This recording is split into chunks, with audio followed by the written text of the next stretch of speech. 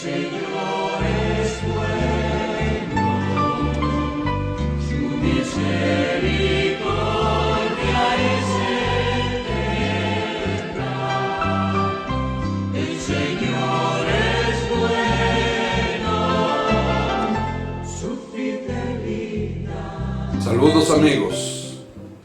Después de escuchar el domingo pasado el relato de las bienaventuranzas, sigue la liturgia de este domingo, Día del Señor, recordándonos seguir a Jesús o llamarse o ser cristiano no es solamente asistir a la iglesia o ayunar en Cuaresma.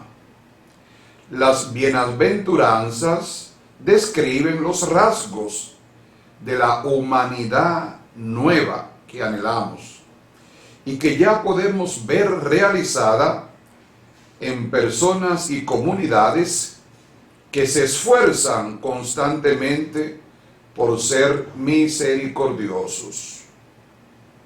Estos hombres y mujeres son los que contribuyen a la creación de un mundo justo, solidario, feliz, en definitiva, la construcción del reino de Dios.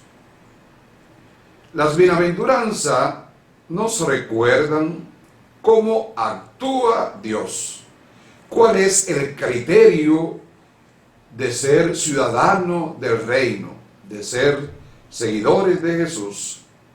Y ese obrar de Dios en Jesús pasa por el Espíritu, a ser el fundamento de la iglesia y el obrar del seguidor de Jesús.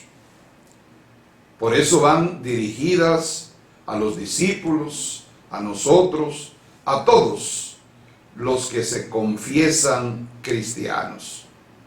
Y tenemos que comprender, porque el Espíritu nos lo revela, si nos dejamos transformar por ese Espíritu de Dios. No hemos nacido nosotros, ningún seguidor de Jesús, para quedarnos en la tierra. Somos ciudadanos del infinito, sino para ser seres espirituales, donde la muerte sigue siendo un mal necesario, nunca entendido como el final, sino como el medio para continuar con la vida auténtica. En eso, o es eso, lo que se propone bajo la imagen de los Adanes en la lectura de hoy. El de la tierra y el del cielo. Pablo ha querido recurrir a Génesis 2:7 para sacar unas secuencias entre el hombre natural, biológico, carnal, dirá la palabra de Dios del domingo pasado, genérico si cabe, y el hombre espiritual, el de la resurrección, el que no se deja llevar por los bajos instintos. No podríamos aplicar aquí, con rigor, unos esquemas científicos, obviamente, porque el hombre natural, la especie humana, creada a imagen de Dios, es y debe ser también espiritual. ¿Cómo resolver este aparente dilema? El hombre espiritual es el de la resurrección, que en 1 Corintios 15 es precisamente Cristo. Por tanto, se impone una consecuencia. En Génesis 2:7 sale el hombre, Adán, para esta vida, con toda su dignidad, con toda su creatividad, que no es simplemente la vida biológica, de los seres vivientes, pero no se ha acabado ahí el misterio de ser imagen de Dios.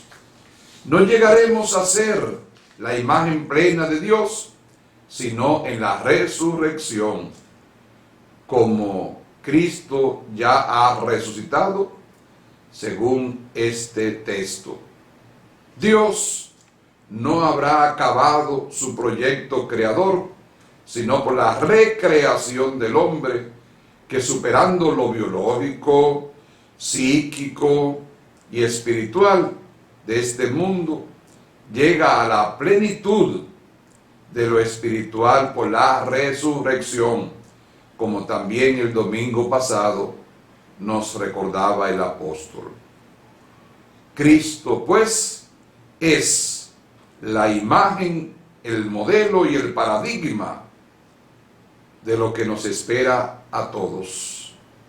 Hemos sido creados para la vida eterna y no para la muerte. Cristo es el Adán vivificado por la resurrección, vivificante en cuanto en él seremos todos vivificados. Dios hará de nosotros lo que ha hecho ya en Cristo Jesús. Y hoy, al escuchar este relato de Lucas, capítulo 6, del 27 al 38, continuación del domingo pasado, podemos llamar a este contexto y a este texto de hoy como un catecismo en pequeño, radical y muy valorado en el cristianismo primitivo. Se ha dicho, y algunos llaman, la regla de oro. Es como el elemento práctico que encarna estos dichos y decires, aunque no sea más original, ya que tiene sus raíces en la cultura y en la tradición judía. No hagas a nadie lo que no quiera que te hagan a ti. Lucas, no obstante, propondrá como fuerza determinante el sed misericordioso como vuestro Padre es misericordioso. Algunos especialistas intuyen que estas palabras eran como catecismo de los profetas itinerantes. No es tal vez momento para discusiones de cuándo, cómo. Lo importante es que Jesús, tal como fueron vivida e interpretada, también la pone como referencia para nosotros en este texto. Desde luego aquí se refleja mucho lo que Jesús pedía a quien pretendía seguirle. Su mensaje del reino de Dios implicaba renunciar al odio, a la violencia y a todo lo que Dios no acepta.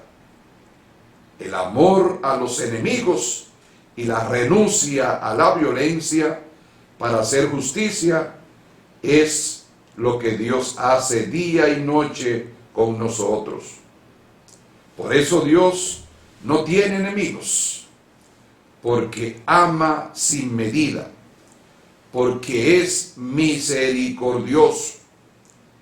Hace salir el sol sobre malos y buenos, y llover sobre justos e injustos. Añade Mateo en este caso para ilustrar su comportamiento. La diferencia con Mateo es que Lucas no propone ser perfecto, que es en el fondo tiene un matiz jurídico propio de la mentalidad demasiado arraigadas en preceptos y normas, sino ser misericordioso. Esa es la forma o el talante para amar incluso a los enemigos y renunciar a la venganza, a la violencia, a la impiedad. Ser cristianos, seguidor de Jesús, exige de cada uno de nosotros, queridos amigos, no precisamente una heroicidad, como muchas veces se ha planteado. Exige de nosotros, como algo radical, ser misericordioso. Así pues, la propuesta lucana tiene su propia estrategia. ¿Cómo amar a los enemigos? ¿Cómo renunciar a la venganza de quien mi enemigo y me ofende y me hace injusticia y no me trata bien, no me ve con buenos ojos? No es cuestión que se imponga, porque si todo esto, como presento en la pedagogía de Lucas, se expresa así: ser cristiano, seguidor de Jesús, significa ser capaz de amar incluso a los enemigos, algo que requiere la praxis de llegar a hacerse misericordioso como lo es Dios. A la luz de este fragmento del Evangelio de hoy, muchos tenemos de cristiano solo el nombre. Amamos a los que nos aman. Regalamos a quienes nos regalan. Perdonamos a quienes nos perdonan. Hacemos el bien a quien nos lo hace.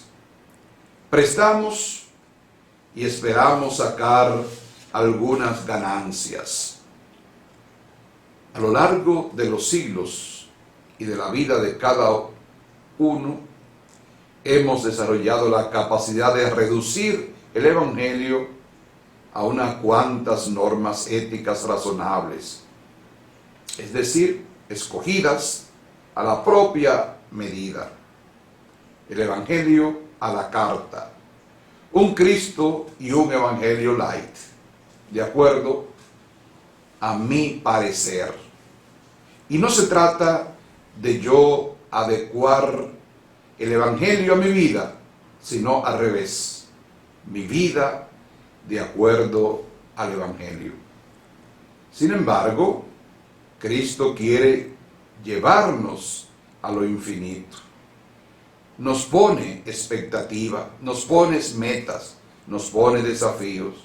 Sed misericordioso como vuestro Padre es misericordioso.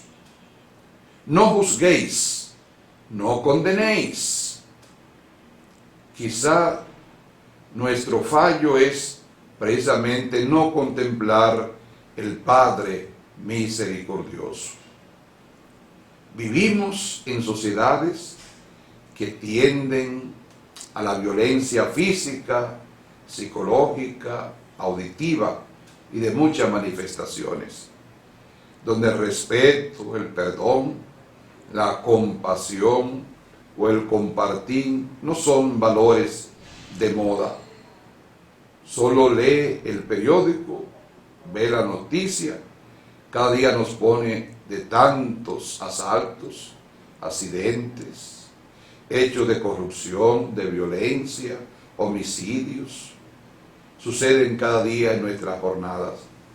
Además, en nuestra vida más cotidiana, el ojo por ojo y diente por diente, el que me la hace, me la paga, el yo perdono pero no olvido, están a la orden del día y es muy común entre nosotros.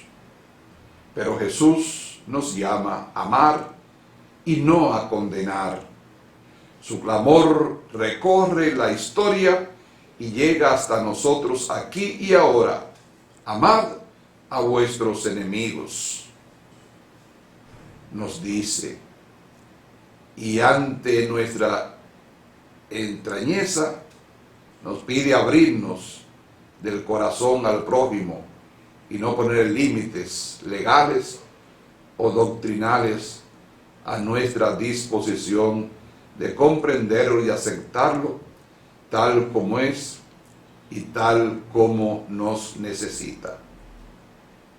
Creemos que solo desde la relación cercana con Dios es inteligible el mandato de Cristo de amar a los enemigos o de ser compasivos. No solo de perdonar, sino de amar positivamente hasta dar la vida por los mismos enemigos, como ha hecho Cristo en la cruz. Quien va entendiendo así el perdón, comprende el mensaje de Jesús, lejos de ser algo extraño y absurdo o imposible o irritante, es el camino más acertado para ir curando las relaciones humanas, siempre amenazadas por nuestras injusticias y conflictos. Si lo que Jesús nos pide nos parece imposible o demasiado, estamos comenzando a entender que nuestra respuesta dependerá no solamente de nosotros mismos. No basta la fuerza de voluntad, sino de la gracia que viene de Dios. Recordemos otra cita de Pablo que nos dice: mi gracia te basta. Solo si recibimos el Espíritu que Dios nos promete, seremos capaces de ser testigos del amor, del perdón, de la paz, a eso que hoy y siempre Jesús nos llama. Creemos también que la clave para la comprensión del Evangelio la encontramos en el domingo anterior, las bienaventuranzas, el núcleo del Evangelio. El perdón y la misericordia son actitudes fundamentales del cristiano, porque son de Dios. El perdón brota siempre de una experiencia religiosa. El cristiano perdona porque se siente perdonado por Dios, porque ha tenido la experiencia del perdón. Toda otra motivación es secundaria. Perdona quien sabe que vive del perdón de Dios. Perdona quien ama y ama quien perdona. Esa es la fuente última.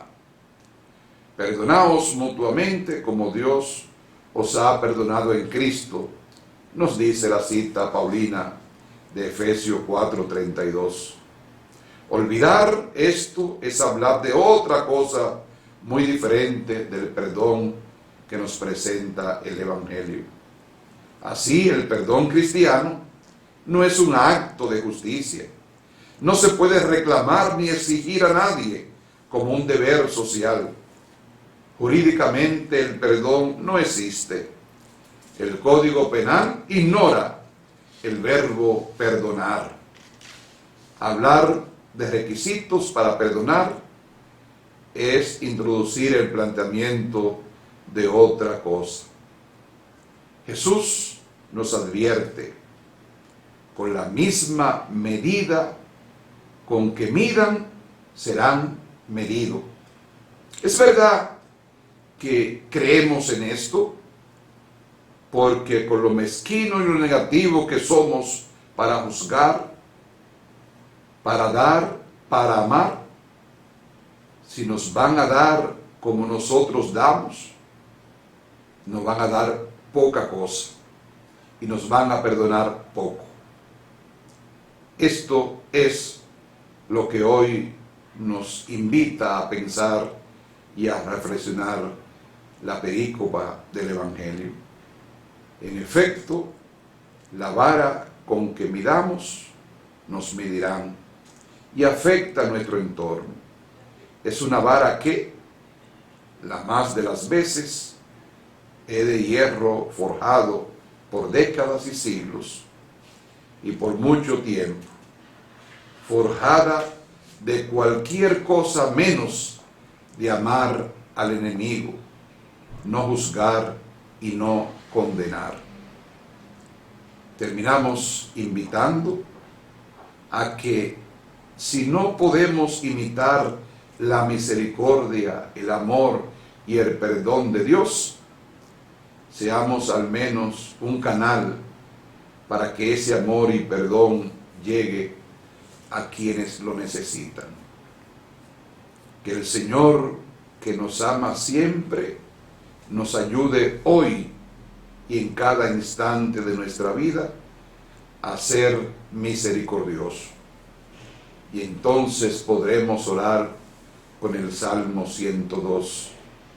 El Señor es compasivo y misericordioso, lento a la ira y rico en clemencia. No nos trata como merecen nuestros pecados, ni nos paga según nuestras culpas. Feliz jornada para todos.